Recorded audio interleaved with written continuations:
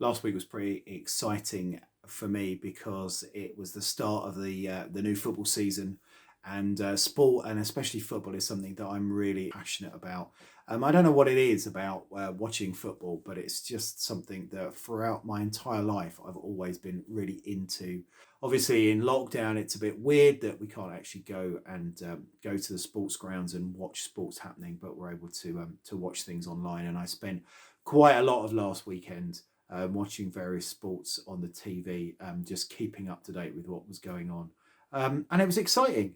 One of the things that I've often felt when I've been at a big sporting event is that sense of supporters all together on the same side, singing and chanting and doing those things together. How much that feels like worship. Thousands of people all singing the same songs together, idolizing players on the pitch, putting their team above anything else. You might not be into sports like me, it might be other things, music or the arts or whatever it might be. It's very easy to get caught up into a situation where we kind of worship them and celebrate them and idolize them in a way that puts them on a pedestal and puts them above everybody else.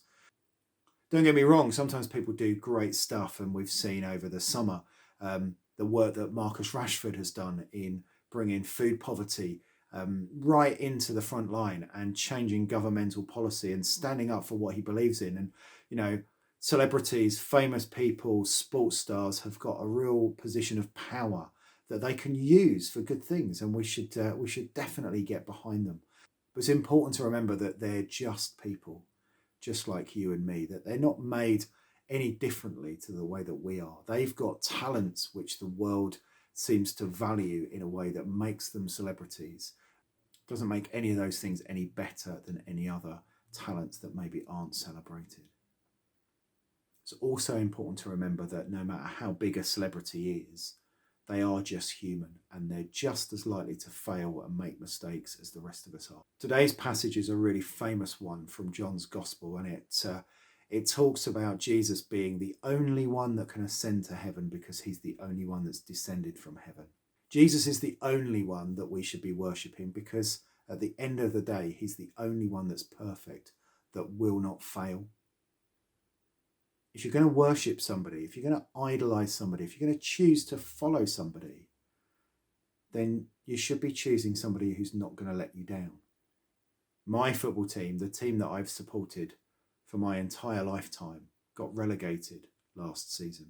Despite being one of the top teams in the country, despite being a team that has spent an awful lot of money and has a really good profile, and is the sort of club that you want to follow because they do lots of things for the community, ultimately, they were a letdown.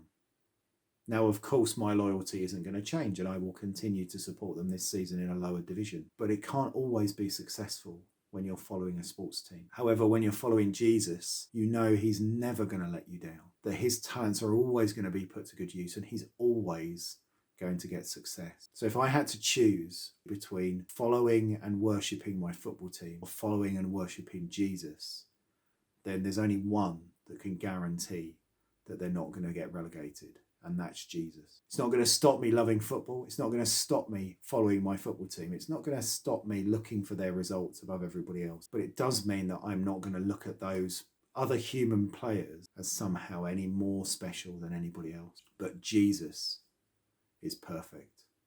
And if I'm going to choose to follow anybody, I'm going to follow him.